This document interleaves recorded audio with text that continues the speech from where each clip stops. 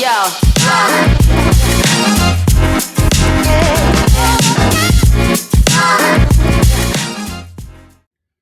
morning and welcome back to the Early Learning Lounge, your Monday morning reframe.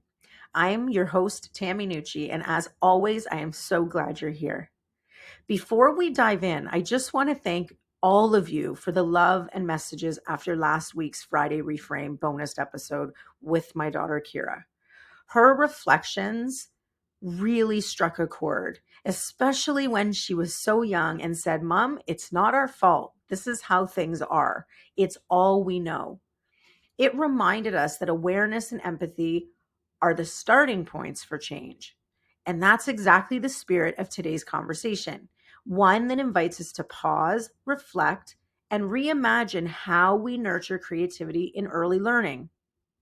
Crafts, worksheets, coloring sheets. They've been part of classrooms and homes for decades. Familiar, comforting, but sometimes controversial. Let me be clear, there's nothing wrong with them, but maybe it's time to look at a little closer at what children might be missing when creativity takes a back seat. Picture this. You walk into the classroom in December and see on the bulletin board that it's filled with snow people. Each one is perfectly cut, perfectly glued, and perfectly identical. They look adorable, neat, and polished. But tucked to the side, there's one that stands out. Scarf on top, buttons in new places, glitter all over the place. We smile, maybe even chuckle. But here's the question that always makes me stop. Which one shows the most learning? Because that wonderfully messy one, that's where we see creativity, problem solving, and confidence. That's not copying a pattern, that's creating one. Research continues to tell us what our hearts already know.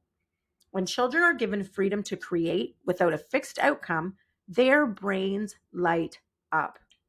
Studies from early childhood development experts and child psychology researchers show that open-ended art supports critical thinking, decision-making, and emotional regulation.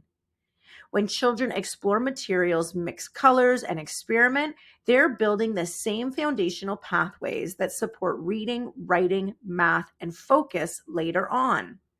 Basically, it's the same neural network and pathway. And as an Italian educator, Loris Malaguzzi, the founder of Reggio Emilia philosophy, said so beautifully, the child has 100 languages, 100 hands, 100 thoughts, 100 ways of thinking, of playing, of speaking.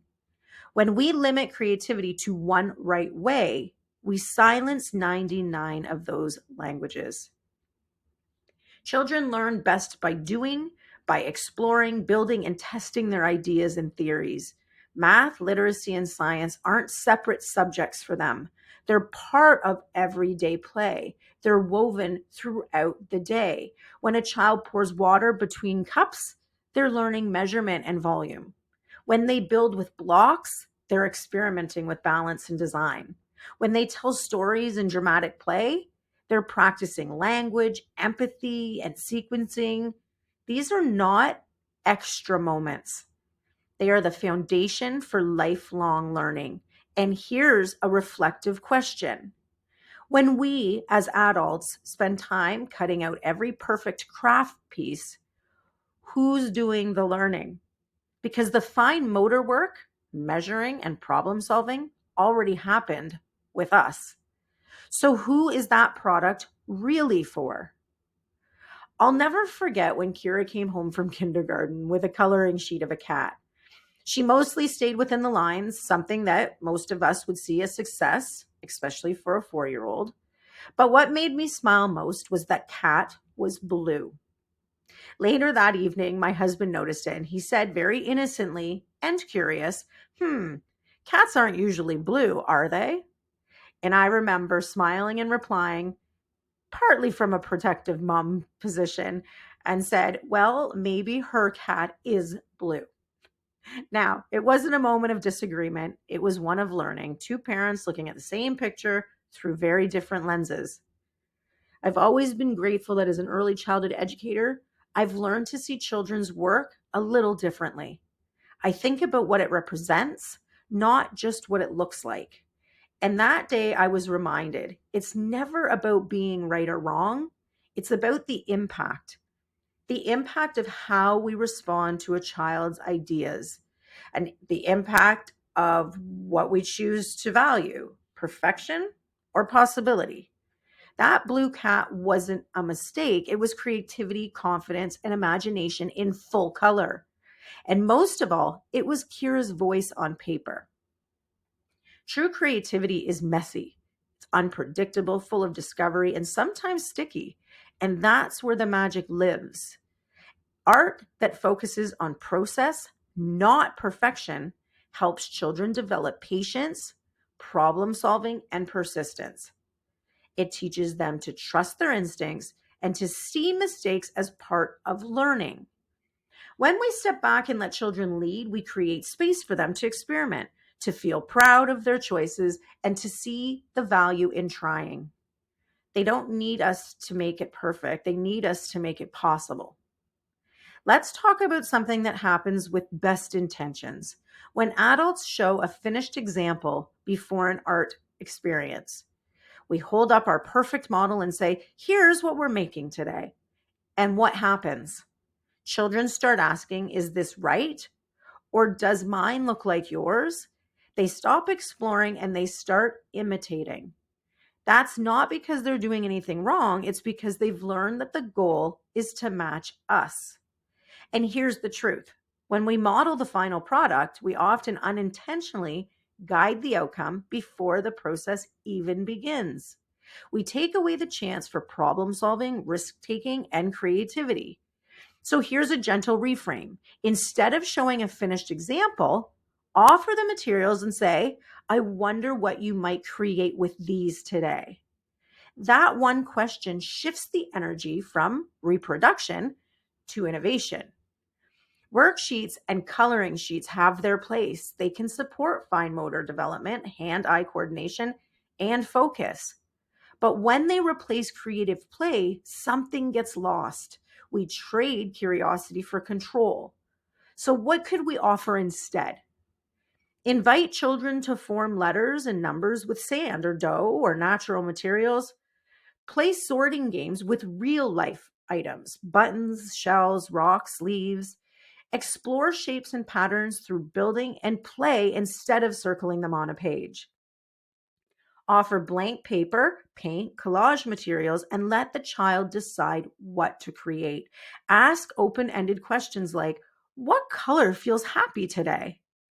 Encourage self-portraits or nature-inspired art without templates or outlines.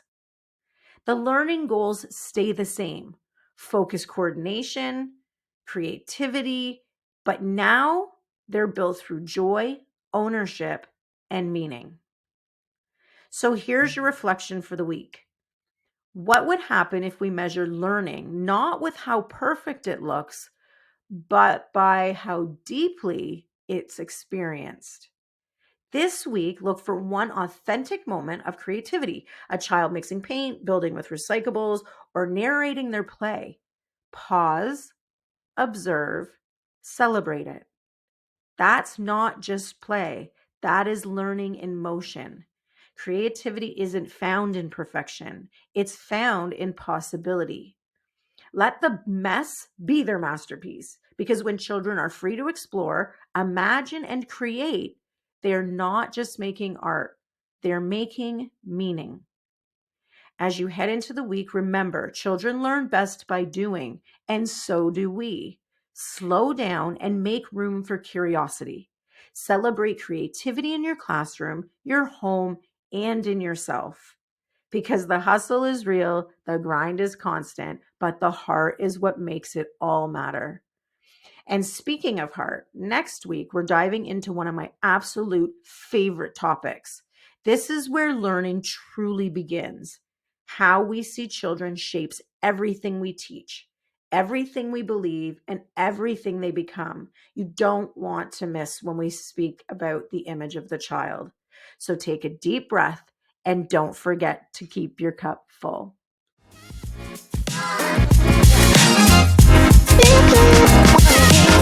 heartfelt.